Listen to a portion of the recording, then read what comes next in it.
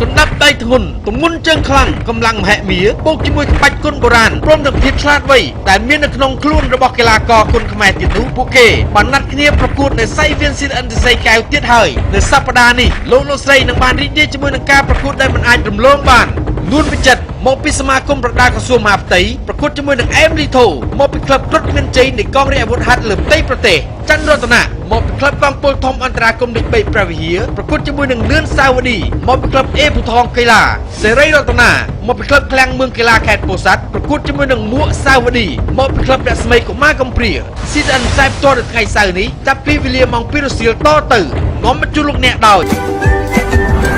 Yos refresh what matters Erago la all sonra ring kainya from Singapore នំមីដាចែករំលែកភាពរីករាយជាមួយនឹងអ្នក